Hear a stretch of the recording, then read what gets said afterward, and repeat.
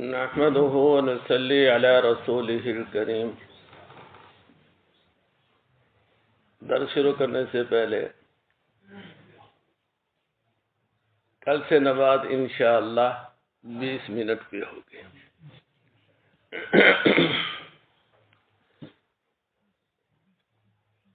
20 رمضان ہے اور ایک عشرہ باقی ہے۔ اللہ پاک ہم سب کو اس عشرے کی قدر کرنے کی توفیق عطا فرمائے، نیک اعمال کرنے کی توفیق عطا فرمائے، اور اللہ پاک اپنے کرم سے فضل سے ان اعمال کو قبول فرمائے۔ رمضان المبارک کے آخر عشرہ میں اعتکاف کرنا سنت ہے۔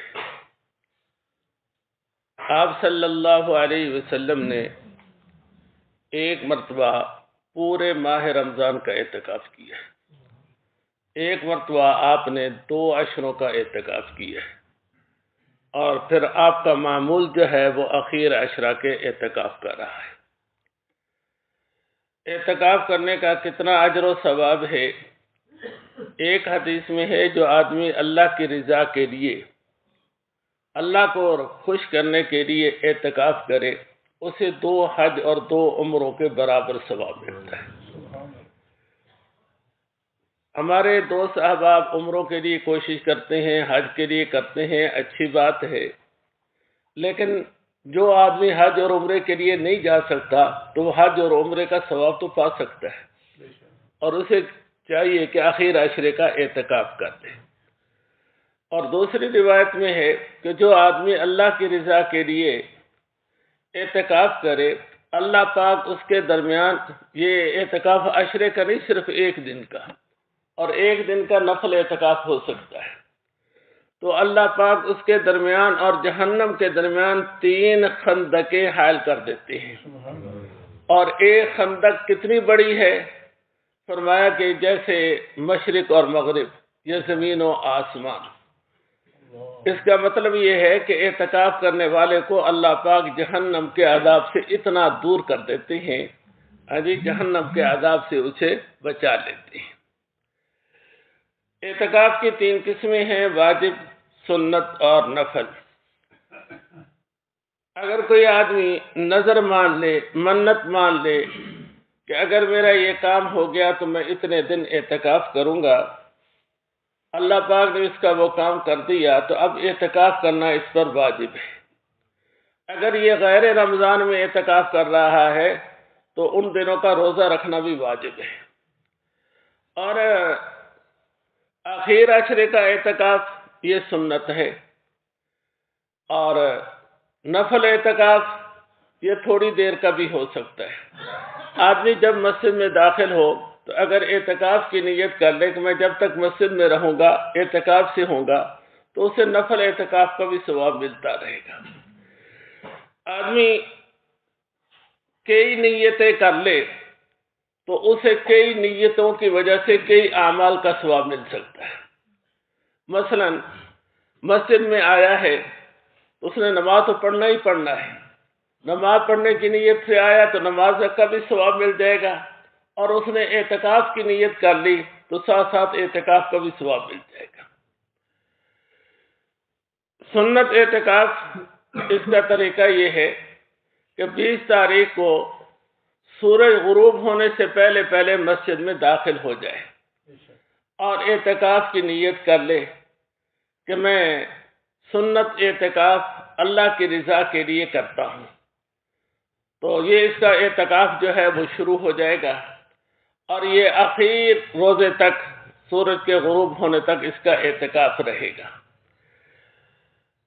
حالت اعتکاف میں آدمی اللہ پاک کی طرف سے خاص نوازشات میں ہوتا ہے۔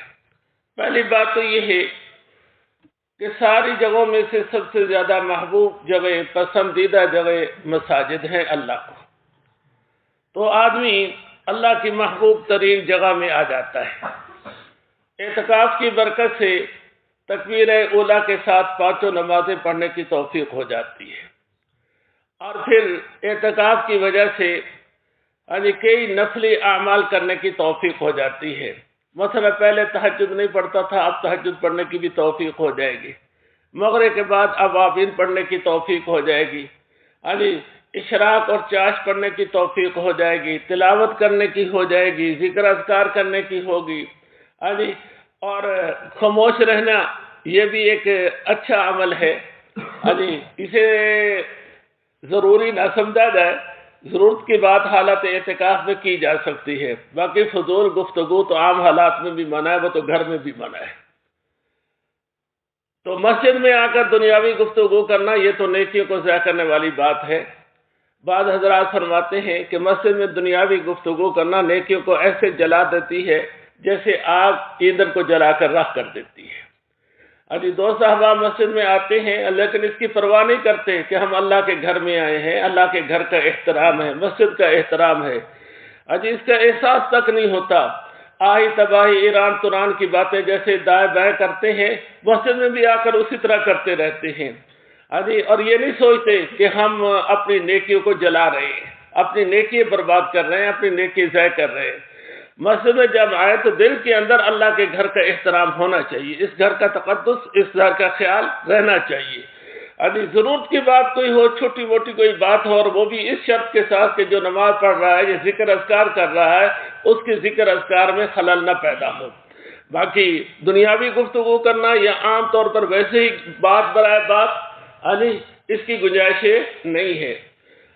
آپ مسجد میں آئیں، آ کر اگر وقت ہے تو نفل نماز پڑھ لیں، ذکر اذکار کر لیں، نہیں تو خاموش بیٹھ جائیں. یہ خاموش بیٹھنا بھی عبادت ہے. انتظار الصلاۃ صلاۃ، نماز کا انتظار بھی نماز ہے. حالت اعتکاف میں آدمی مسجد ہی میں رہے، ضرورت طبیعیہ کے لیے، پیشاب استنجے کے لیے جا سکتا ہے.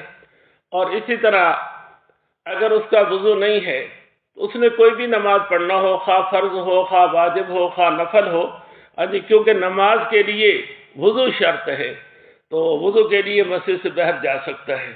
کیونکہ یہ وضو خانے جو مسجد کے ساتھ بنے ہوتے ہیں یہ مسجد میں نہیں ہوتے، مسجد سے باہر ہوتے ہیں. اور کلی وغیرہ کرنے کے لیے، ہاتھ دھونے کے لیے مسجد سے باہر نہیں جا سکتا. اس کے لیے یا تو یہ ہے کہ کسی برتن کے اندر ہاتھ وغیرہ دھوئے، یا جیسے ہمارے ہاں یہ سہولت ہے کہ بیسن ساتھ لگایا گیا ہے، آدمی مسجد ہی میں رہتا ہے، پانی مسجد سے باہر گرتا ہے تو اس طرح کیا ہے ہاتھ وغیرہ جو ہے نا یہاں دھوئے جا سکتے ہیں. اگر آدمی کا وضو ہے تو پھر وضو خانے میں وضو کے لیے نہیں جا سکتا، نیا وضو کرنے کے لیے، پھر وہ اس بیسن وغیرہ میں وضو کرے. اور اگر نہیں ہے تو پھر وضو خانے میں وضو کے لیے جا سکتا ہے. تو مسجد میں رہتے ہوئے کوشش کی جائے زیادہ سے زیادہ ذکر اذکار کرنے کی، تلاوت کرنے کی، درود شریف پڑھنے کی، توبہ اور استغفار کرنے کی. اعتکاف کرنے والے کی نیند بھی عبادت ہے، لیکن صرف اسی عبادت پر اکتفا نہ کریں، دوسری عبادات بھی کریں. مسجد میں رہ کر مجاہدہ کریں، کوشش کریں. ایک ماحول اللہ نے دیا ہے، وقت دیا ہے، اس وقت کی قدر کریں. تو آج سے یہ اعتکاف شروع ہوگا. جن لوگوں نے اعتکاف کرنا ہے، پہلے تو ہمارے ہاں وہ پہلے کوئی درخواستیں وغیرہ جمع ہوتی تھی، اب بھی ہوئی ہوگی. تو ملاقات کرنے والے کوئی ضرورت کی بات ہو تو وہ تو کریں، وگرنہ صرف وقت کٹے کے لیے یا بات برائے بات کے لیے نہ اپنا نقصان کریں نہ دوسرے کا نقصان کریں. اس سے تو جب آپ دنیاوی گفتگو کریں گے تو اپنی نیکی بھی ضائع کریں گے، اور جو بیچارہ اعتکاف پہ بیٹھا ہے نیکی جمع کرنے کے لیے بیٹھا ہے اس کی نیکی بھی ضائع ہوں گی. دعا فرمائے اللہ پاک ہم سب کو دین کی صحیح سمجھ نصیب فرمائے.